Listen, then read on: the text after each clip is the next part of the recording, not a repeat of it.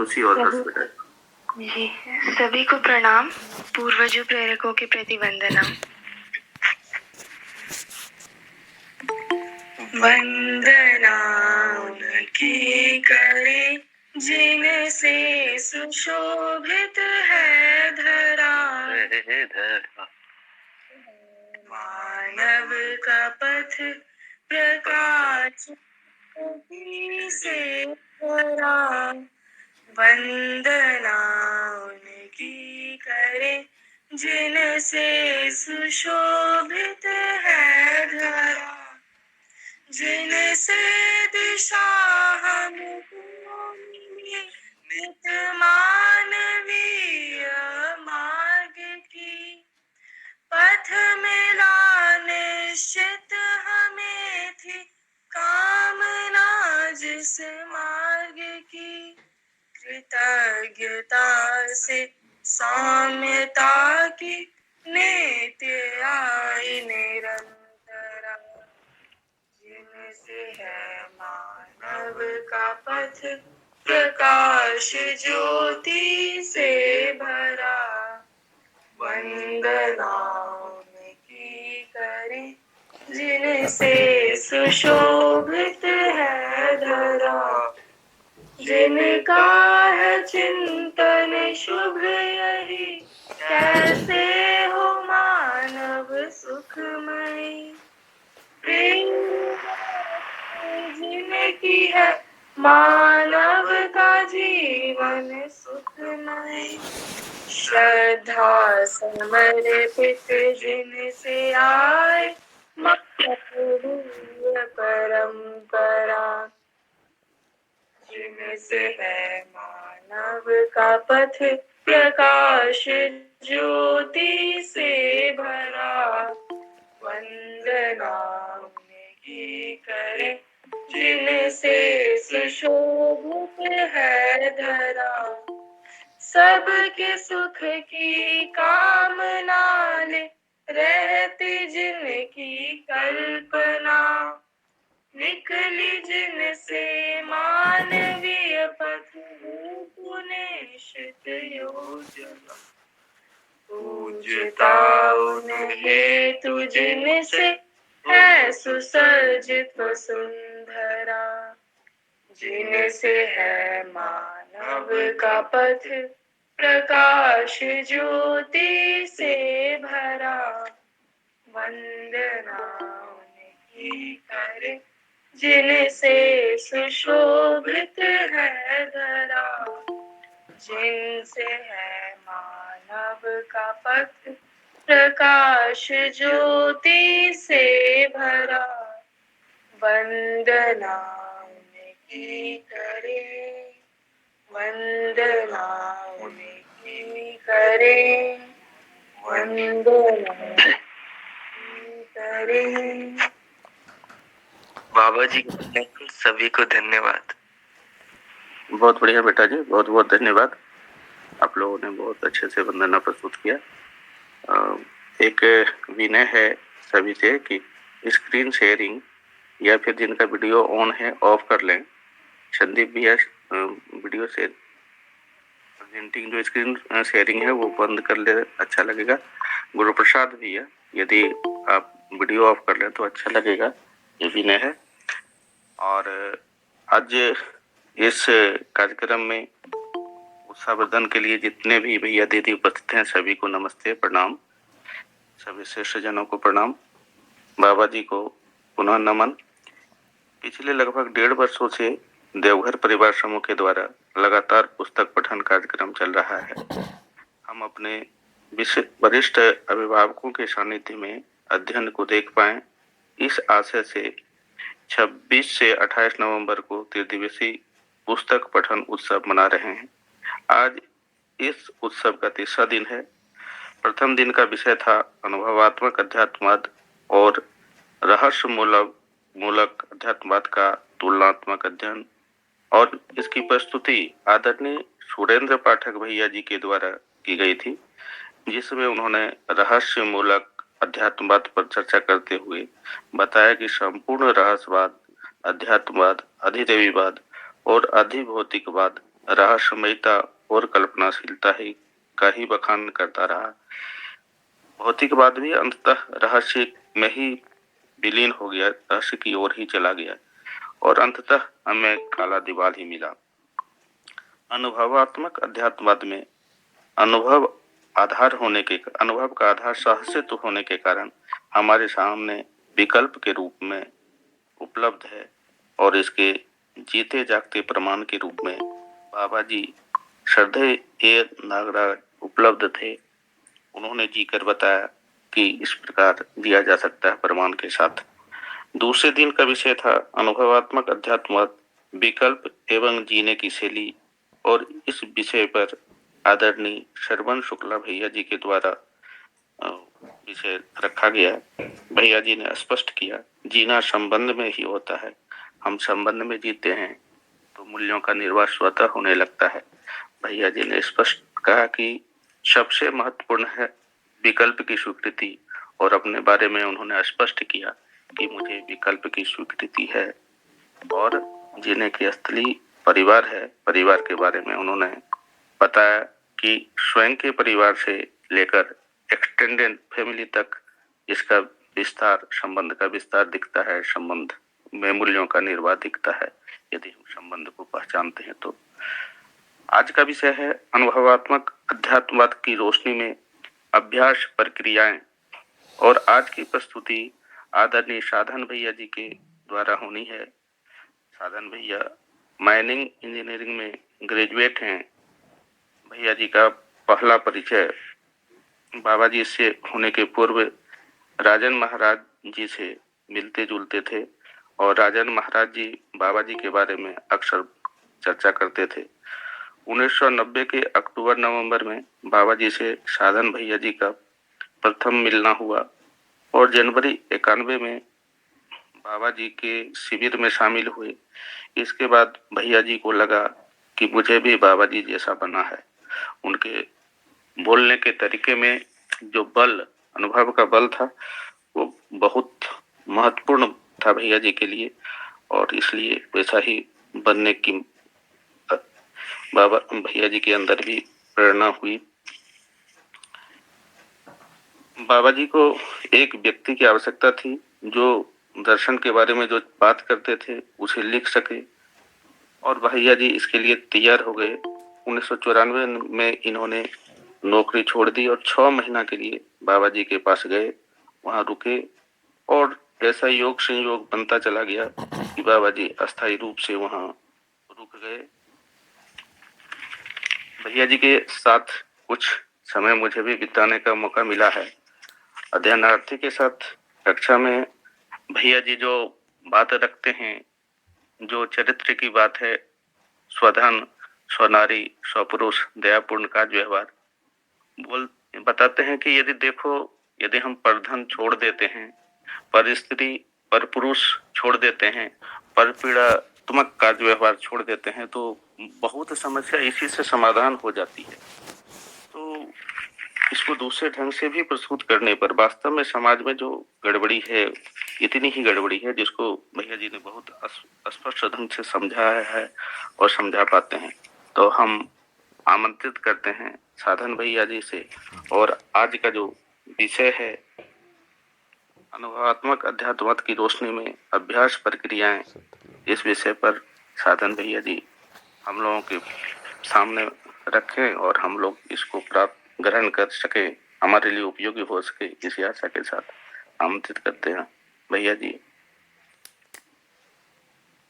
कार्यक्रम में उपस्थित सभी भाइयों बहनों को नमस्ते।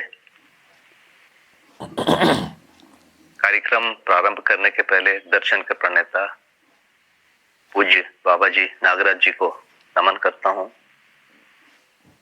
उनके प्रति कृतज्ञता ज्ञापित करता हूं। माता जी को नमन करता हूं, उनके प्रति कृतज्ञता ज्ञापित करता हूं। मध्यस्थ दर्शन की रोशनी में अध्ययन और अभ्यास, अभ्यास प्रक्रिया, इस पर मुझे जो समझ में आया बोलने की कोशिश करता हूं।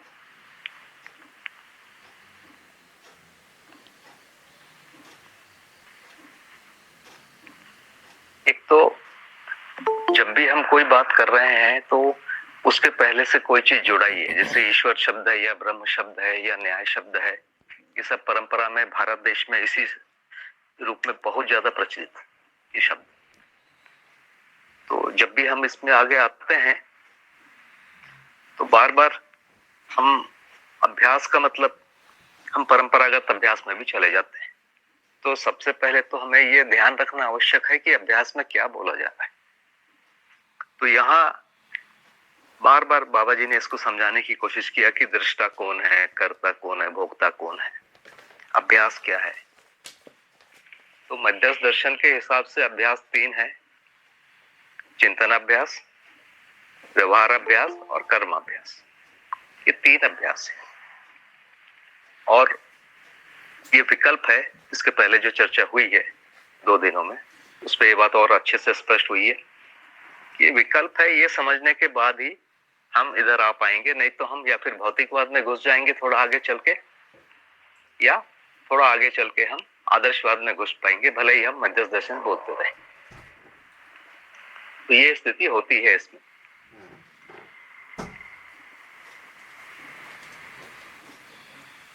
जैसे एक शब्द है ध्यान, मध्यस्थ दर्शन भी बोलता है कि ध्यान दिया जाए, और परंपरा में ध्यान बहुत प्रचलित शब्द है।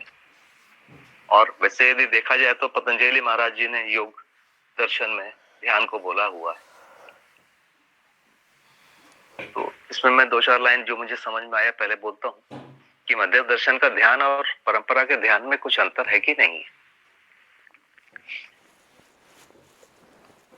तो एक तो परंपरा में भी जो ध्यान है, जो पतंजलि महाराज कह रहे हैं, वो ध्यान को 7वीं सीढ़ी कह रहे हैं।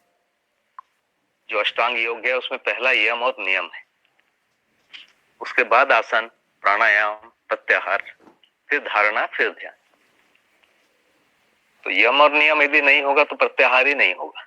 प्रत्याहार जो 5वीं सीढ़ी है। प्रत्याहार का मतलब है उल्टी, आहार से विपरीत। आहार बोला गया है कि इंद्रियां जो चीजों की तरफ आकर्षित होती है, इंद्रियों के जो विषय है उसको आहार बोला गया। प्रत्याहार का मतलब है कि इंद्रियां अपने विषय से विमुख हो जाती है, उल्टी करने लगती है। अब सुंदर वस्तुएं आंखों को अच्छी नहीं लगती, सुंदर संगीत या कर्णप्रिय वस्तु कान को अच्छी नहीं लगती, ये स्थितियां होती है, उसको प्रत्याहार बोलते हैं। और जब ऐसी स्थिति हो जाए तब धारणा की बात होती है। किसी एक वस्तु पर चित्त एकाग्र करने के लिए उस वस्तु का चुनाव किया जाता है, तो उसको धारणा कहा गया है। धारणा के लिए जो कहा गया है, बहुत सारी वस्तुओं को बोला गया है। ओंकार पर कर सकते हो, है ना, किसी वीतरागी पुरुष पर भी कर सकते हो, ऐसे बहुत सारी चीजें कही गई। और ये भी कहा गया है कि आप किसी पर भी कर सकते हो। आप समाधि पाद यदि देखेंगे तो जो 39वां उसका सूत्र है, तो उसमें लिखा गया है कि किसी पर भी आप मन को एकाग्र करने का अभ्यास कर सकते हो। अर्थात मन को एकाग्र करना एक प्रक्रिया है, वस्तु आप कुछ भी लो, उससे कोई फर्क नहीं पड़ता है। ये एक महत्वपूर्ण बात है जो कहा जाता है। किसी भी वस्तु पर करो। एकाग्र करने की प्रक्रिया में होता क्या है, धीरे धीरे सबसे पहले बाहरी जो व्यवहार है उससे मन हटता है, जो विचार है उससे मन हट रहा है, विचार कम होते हैं, व्यवहार कम होते हैं, और ये प्रक्रिया धीरे धीरे जाकर समाधि तक चली जाती है। अर्थात एक भी विचार नहीं रहेगा, चित्त में एक भी वस्तु नहीं रहेगी, कोई इकाई का रूप स्वरूप नहीं रहेगा। ऐसी स्थिति को कह रहे हैं कि ये समाधि हो गई। तो अंतिम प्रक्रिया एक ही है, चाहे आप कोई भी वस्तु का चुनाव करें। भी चल रही है, जिसका अभ्यास हो रहा है, वो विचार को देखते हैं, मतलब चित्त वृत्ति को देखता है। विचार तो बहुत तेजी से बदलते रहते हैं। अभी हमने थोड़ी देर पहले बात किया कि एक वस्तु लो, उस पर मन को स्थिर करो। इन्होंने दूसरे प्रकार से भी अभ्यास किया है लोगों ने कि जो बदलते रहते हैं विचार, उनको देखते रहो। तो एक समय में वो जो बदलना है वो दिखना बंद हो जाता है, और उसमें भी समाधि होती है, निर्विचार होते हैं। इस प्रकार की चीजें हैं, उसकी परंपराएं हैं, लोग अभ्यास कर रहे हैं, उसमें पहुंचते भी। तो यहाँ जो मुख्य मुद्दा है कि कोई वस्तु लिया जाए और उसको देखते हुए एक समय में वो वस्तु दिखना बंद हो जाएगा। इसका नाम समाधि है। ये अभ्यास है और इस प्रक्रिया में हमारा व्यवहार और विचार धीरे धीरे छोटा होता है। हम विमुख होते हैं व्यवहारिकता से और वैचारिकता से, व्यवस्था में जीने से, और समाधि तक पहुंचते हैं। मध्यस्थ दर्शन जब किसी चीज को ध्यान कह रहा है तो यहाँ थोड़ी सी भिन्नता है। मध्यस्थ दर्शन भी किसी वस्तु पर ध्यान देने की बात कर रहा है, जैसे जीवन पर ध्यान दे रहे हैं, गठनपूर्ण परमाणु पर ध्यान दे रहे हैं, अस्तित्व से अस्तित्व पर, इस पर ध्यान दे रहे हैं। तो यहाँ जो ध्यान है उसमें उस वस्तु को केवल नहीं देख रहे हैं, वो वस्तु समग्रता के साथ किस रूप से जुड़ी हुई है उसको देखा जाता है, और ऐसा जुड़ा है या नहीं है उसके लिए तर्क का भी प्रावधान है। तो तर्क बना रहता है इसको देखने में। मध्यस्थ दर्शन में जो ध्यान है उसमें तर्क बना रहता है, और परंपरा के ध्यान में वो तर्क छूट जाता है, तर्क को छोड़ा जाता है, वही ध्यान है। इसलिए इसको नाम अध्ययन नाम दिया गया है। अध्ययन को भी बहुत और बारीक से बोल रहे हैं तो पहले श्रवण है, केवल सुनना ही है। मनन है, मनन में तर्क और अच्छे से प्रारंभ हो जाता है, और उसके बाद निधिध्यासन है। तो ये प्रक्रिया है। तो जब हम इस प्रक्रिया में जा रहे हैं तो मध्यस्थ दर्शन में ध्यान देने का मतलब है, जब हम परमाणु को देख रहे हैं तो वो परमाणु दूसरे परमाणु से कैसे मिलके अणु बनाता है या रसायन बनाता है, या और बड़े पिंड में किस ढंग से भागीदार है, वो परमाणु के मूल में जो अंश हैं उसमें आपस में क्या संबंध है, श्रम क्या है, गति क्या है, परिणाम क्या है, इनकी अविभाज्यता क्यों है, इस प्रकार के चीजों पर ध्यान दिया जाता है। तो परंपरागत ध्यान और इस ध्यान में जो अंतर है वो अंतर है कि इसको समग्रता के साथ जोड़ने की कोशिश करते हैं। एक परमाणु से लेकर जो समग्र व्यवस्था तक, अस्तित्व समग्र तक, इसको जो जोड़ने की प्रक्रिया है, इसमें तर्क है। और इसमें मदद के लिए जिन लोगों ने पहले से अधिक सोचा हुआ है उन लोगों के साथ वार्ता हो जाती है, उनके साथ चर्चा होती है, तो उनके तर्कों को भी हम कई बार स्वीकारने लग जाते हैं, कई बार हमको खुद भी कोई तर्क दिखने लगते हैं। और इस प्रक्रिया से आगे बढ़ते बढ़ते एक प्रकार से तार्किक निष्कर्ष आ जाता है। तार्किक निष्कर्ष का मतलब ये अंतिम स्थिति है, ऐसे ही होगा। तो ये जो चिंतनाभ्यास का जो प्रारंभिक स्वरूप यदि मैं कहूंगा तो ये तार्किक निष्कर्ष होना ही है, जिसको हम मनन कहते हैं। मनन में किसी एक वस्तु के होने पर हमको तार्किक रूप से स्पष्टता आ जाती है। दूसरी बात, ये जो तार्किक निष्कर्ष आ गया, ये तार्किक निष्कर्ष फिर यही साक्षात्कार में जाएगा, और यही फिर साक्षात्कार के साथ अवधारणा बोध होगा, अवधारणा बोध के साथ अनुभव होगा। ये प्रक्रिया मध्यस्थ दर्शन में कही गई है। तो तार्किक निष्कर्ष के लिए जो अध्ययन है, अध्ययन को ही ध्यान देना बोला गया है। तो परंपरागत ध्यान से ये पूरी तरह भिन्न है। परंपरागत ध्यान वस्तु को देखते देखते वस्तु को भूल जाने के लिए प्रक्रिया है, और इसमें वस्तु को देखते हुए समग्रता के साथ किस ढंग से जुड़ा हुआ है, इसके लिए तार्किक प्रक्रिया का सहारा लिया जाता है। जैसे यदि हम बात करें कि पदार्थ अवस्था है और प्राणावस्था है और जीवावस्था है, ज्ञानावस्था है, तो पदार्थ अवस्था पहले आई कि प्राणावस्था पहले आई? हम सबको पता है कि प्राणावस्था का भोजन हवा है, पानी है और मिट्टी है। पदार्थ अवस्था मिट्टी में ही खड़ी होती है। तो इस तर्क से हम देखेंगे कि पहले भोजन आया होगा, उसके बाद ही उसको भोजन करने वाला आया होगा। तो पानी, हवा और मिट्टी पहले होना है, उसके बाद ही प्राणावस्था आ सकती है, उसके पहले कभी नहीं आ सकती। तो इस प्रकार के तर्कों के मदद से हम समझ सकते हैं कि पहले पदार्थावस्था आई, फिर प्राणावस्था आई, प्राणावस्था के बाद फिर और आगे ऐसे बढ़ते क्रम में चीजें आई। तो ये जो तार्किक प्रक्रिया में हम जाएंगे, तो जैसे मान लीजिए कि यदि हम प्राणावस्था कैसे आई, तो प्राणावस्था आने के पहले भी हमको देखना पड़ेगा कि पहले जो सामान्य रूप से ऑक्सीजन और कार्बन से मिलके कार्बन डाइऑक्साइड बनता है या कार्बन मोनोऑक्साइड बनता है, ऐसे दो चीजें तो बहुत फेमस है ना, बनती है केवल अपने आप में। वैसे ही हाइड्रोजन और ऑक्सीजन मिलके दो चीजें बन जाती है ना, जिसको पानी कहते हैं या हाइड्रोजन पेरोक्साइड कहते हैं। वैसे ही हाइड्रोजन और कार्बन मिलके बहुत सारी चीजें बोलती है, जैसे हम मेथेन एथेन करके बोलते हैं, मेथिलीन एथिलीन, ऐसे बहुत सारी चीजें बनती है। बहुत छोटे छोटे अणु हैं, दो चीजें हैं इसमें। लेकिन इन तीनों को मिला के जब चीजें बनेंगी तो और ज्यादा बड़े अणु बनते हैं। जैसे ग्लूकोज बनेंगे तो उसमें कार्बन है, ऑक्सीजन है और हाइड्रोजन है। तो इसके बाद ही फिर नाइट्रोजन इसमें जुड़ेगा, जिसको हम बोलेंगे कि इसमें प्रोटीन बना या अमीनो एसिड बना। तो हमको समझ में आता है कि पहले छोटे अणु बनेंगे, उसके बाद ही बड़े अणु बनेंगे। पहले बड़े अणु कैसे बनेंगे? तो उसके बाद फिर प्रोटीन या अमीनो एसिड बना, और उसके बाद फिर इसमें फास्फोरस आया, तो फिर ये डीएनए बन सकता है। तो डीएनए और बड़ा अणु है और उसमें ज्यादा चीजें भी शामिल हो रही है, तो उसको बनने के लिए छोटे अणु का भी होना जरूरी है। तो इस प्रकार से हम तार्किक विधि से भी हम आगे धीरे धीरे बढ़ते हुए ऐसा ही हो सकता है इस निष्कर्ष तक पहुंच जाए। इस निष्कर्ष तक पहुंचते पहुंचते जो नियति लिखा हुआ है कि एक परमाणु से लेकर जो दिव्य मानव तक का जो एक स्थिति है, अस्तित्व में है, और वो हर समय है, और उसमें एक स्थिति से दूसरी स्थिति तक पहुंचने की संभावना है, उसका एक निश्चित क्रम है, इसकी एक प्रक्रिया है। इस पूरे को यदि हम समझते हैं तो हम समझते हैं कि मनन पूरा होता है, और यही चिंतनाभ्यास का प्रारंभिक स्वरूप हम कह सकते हैं अध्ययन के क्रम में। इसके बिना चिंतन या साक्षात्कार होगा ही नहीं, इसीलिए सीधा साक्षात्कार नहीं हो सकता। साक्षात्कार के पहले हमारा तार्किक प्रक्रिया पूरा होना चाहिए, उसके पहले हमको श्रवण होना चाहिए। श्रवण होना चाहिए माने हमको कम से कम ये सुनने को आना चाहिए कि परमाणु होता है, अणु होता है, गठनपूर्ण परमाणु होता है, जीवन होता है।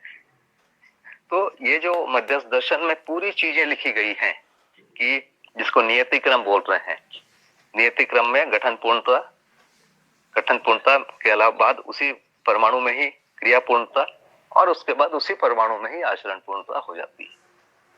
तो ये पूरा अपने आप में इस पूरे चीजों पर विश्वास हमारा बन जाए, तार्किक प्रक्रिया बन जाए और तार्किक रूप से पूरी तरह निष्कर्ष आ जाए, तो इसका नाम अध्ययन है, इसका नाम पढ़ना पढ़ाना है। ये अध्यापन प्रक्रिया है और ये पढ़ने पढ़ाने में आ सकता है। तो जैसे एक बहुत सामान्य चीज के तर्क के रूप में रखा बाबा जी ने कि व्यापक है और इकाई है, दो के अलावा तीसरी इकाई नहीं, तीसरी चीजें है ही नहीं, तीसरी इकाई भी नहीं है नहीं। तो अस्तित्व में दो ही प्रकार की वास्तविकताएं हैं, एक इकाई है और दूसरा व्यापक है, और जहां इकाई नहीं है वहां व्यापक है ही है, ये समझ में आता है। और एक बड़ी चीज है कि जहां इकाई है वहां भी व्यापक है। इसको हम कैसे समझते हैं? जैसे पंखा को यदि हम देखें तो पंखा जब घूमता है तो होता क्या है? पंखे के ब्लेड से हवा के छोटे छोटे कण अणु टकराते हैं और टकरा के दूर हट जाते हैं। वो पंखे के अंदर नहीं घुस पाते, ब्लेड के अंदर नहीं घुस पाते, उसको टकराते हैं तो पंखा जो है उसको हटा देता है, और वही अणु हवा के रूप में हमको महसूस होते हैं, हवा लगती है हम कह रहे हैं। वैसे ही प्रक्रिया है कि पानी के अंदर आप हाथ को डाल के हिलाएंगे तो जहां पर हाथ रहेगा वहां पानी नहीं रहेगा। जैसे जैसे हम हाथ को आगे बढ़ाएंगे वो वहां के पानी को हटा देगा, डिस्प्लेस कर देगा, और उस जगह पानी आ जाएगा। लेकिन जब हम हाथ को हटा रहे हैं तो हवा में या पानी में रहने वाले अणु तो हट जा रहे हैं, लेकिन क्या व्यापक हट रहा है? व्यापक हटता तो व्यापक भी हमको चोट जैसा लगता, तो व्यापक नहीं हट रहा है। इसी आधार पर कह रहे हैं कि जहां इकाई नहीं है वहां तो व्यापक है ही है, और जहां इकाई है वहां भी व्यापक हमेशा ही है। इसलिए व्यापक का अस्तित्व हर स्थान पर निरंतर साबित हुआ, नित्य साबित हुआ, हर समय हर स्थान पर होता है। और इस प्रक्रिया को पारगामी कह रहे हैं, इकाई और व्यापक साथ साथ रहते हैं। इसी को दूसरी भाषा में कह रहे हैं कि इकाई व्यापक में भीगी हुई है। इकाई की सीमा भी व्यापक से ही बनती है तो घिरी हुई है। व्यापक में इकाई कहीं भी कितनी भी दूर जाए व्यापक बना ही रहता है, तो उसको डूबी हुई कहते हैं। तो ये तीन चीजों को मध्यस्थ दर्शन में पहली बार समझाया गया है कि व्यापक और इकाई साथ साथ ही रहते हैं। पारगामिता का जो लक्षण है और यही पारगामिता ऊर्जा और ज्ञान। तो ये मुख्य रूप से जो बातें हैं मेरा ध्यानाकर्षण करने का मन हुआ कि जो अध्ययन प्रक्रिया है और परंपरागत जो ध्यान प्रक्रिया है या जो अभ्यास है उसमें भिन्नता क्या है। परंपरागत में उस चीज को भूलने की कोशिश किया जाता है और इसमें उसके साथ सारी चीजों को जोड़ने की कोशिश की जाती है, जोड़ा जाता है। और इस प्रक्रिया में वो जुड़ते हैं तो उसको अध्ययन बोलते हैं। उसमें एक प्रक्रिया स्पष्ट होती है और एक से दूसरे को समझाने का अवसर बन जाता है।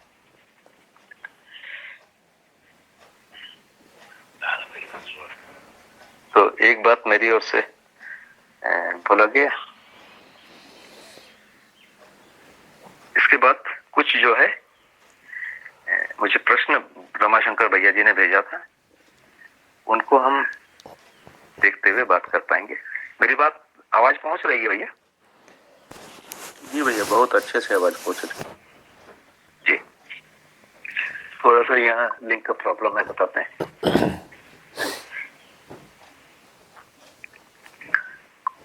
तो इसमें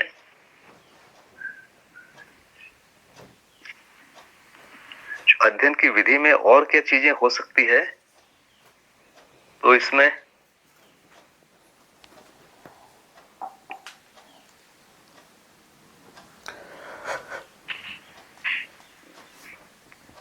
एक तो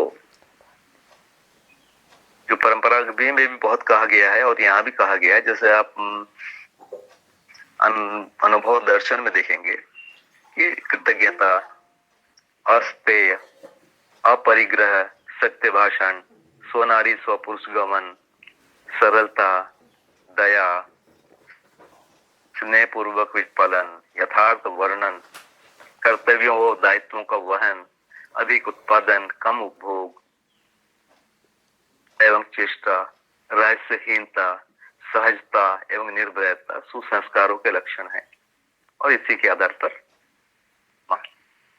विकास जाती है, गति है। एक अभ्यास की चीज है जिसको हम व्यवहार अभ्यास कहेंगे। तो चिंतन अभ्यास के बारे में थोड़ी सी बातें मैंने रखा। तो व्यवहार अभ्यास में ये मुख्य बिंदु है और इसके बिना व्यवहार सफल ही नहीं होता। तो पहला कृतज्ञता है। आप मध्य दर्शन, मानव व्यवहार दर्शन में भी पहले ही बाबा जी ने पहला जो चैप्टर लिखा है, दूसरे चैप्टर में उन्होंने पहला कृतज्ञता करके पूरा एक चैप्टर ही लिखा हुआ है। तो कृतज्ञता बहुत महत्वपूर्ण चीज है कि जिस किसी से भी उन्नति में मदद मिली है उसकी स्वीकृति हो और उसकी निरंतरता हो। उसकी स्वीकृति होती है तो उसको हम व्यक्त भी करते हैं, तो उसकी शिष्टता में भी वो व्यक्त होता रहता है। भाषा के रूप में, भंगिमा के रूप में भी ये चीजें बोली जाती है, लिखित रूप में भी ये चीजें आती है।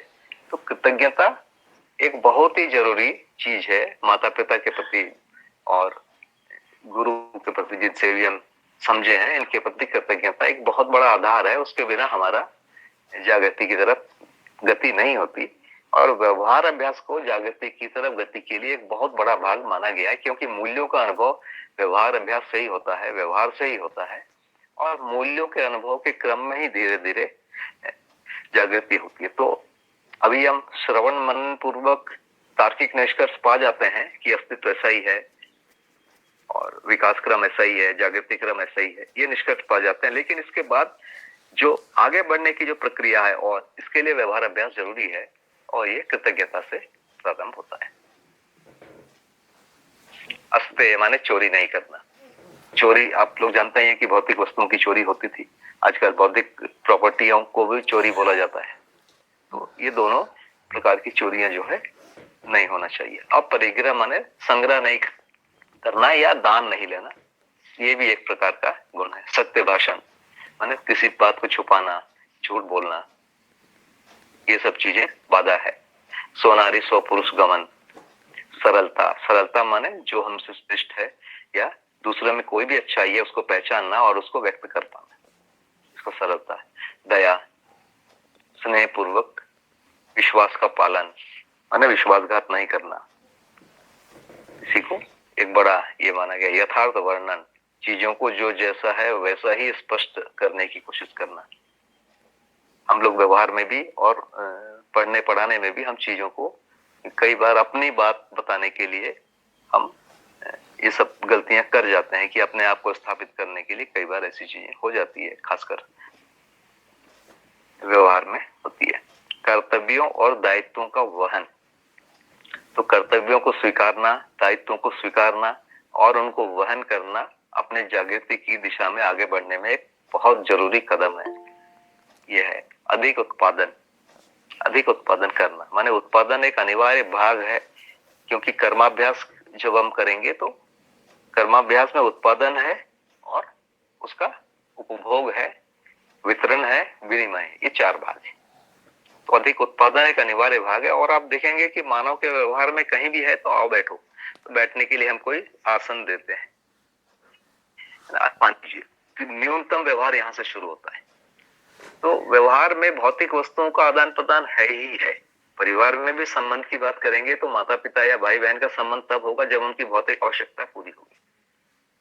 तो ये बहुत ही महत्वपूर्ण एक बात है कि उत्पादन में भागीदारी करना और उपभोग को संयत करना, उत्साह और चेष्टा, लगातार प्रयास करना, रहस्यहीनता माने चीजों को छुपा कर रखना, चीजों को स्पष्ट होने नहीं देना, ये सब चीजें रहस्य में आता है जो व्यवहार का विरोधी है, मूल्यों का विरोधी है।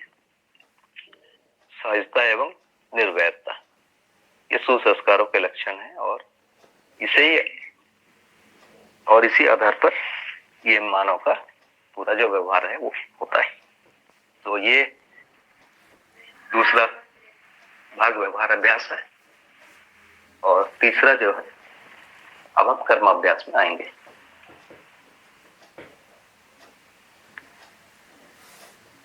कर्माभ्यास मुख्य रूप से उत्पादन होने के बाद जो वस्तु उत्पादित हो गई है उसका उपभोग माने संयत भोग जिसको बोलते हैं, आवश्यकताओं को पूरा करना, अप्राथमिकता में किया गया भोग। तो दूसरा उपभोग है, तीसरा उपयोग है, वितरण है और विनिमय है। तो वितरण में बांटा जाता है, उसके बदले अपेक्षा नहीं रहती है। विनिमय में दिया जाता है, बदले में अपेक्षा होती है और श्रम मूल्य के आधार पर विनिमय होता है, लाभ हानि मुक्त होता है। तो ये पूरा विनिमय। तो ये 3 प्रकार के कर्माभ्यास और ये सब हो गए। ये मध्यस्थ दर्शन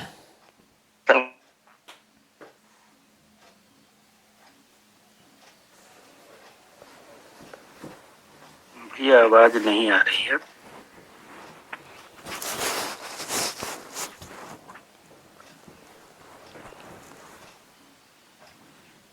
आवाज नहीं आ रही है भैया।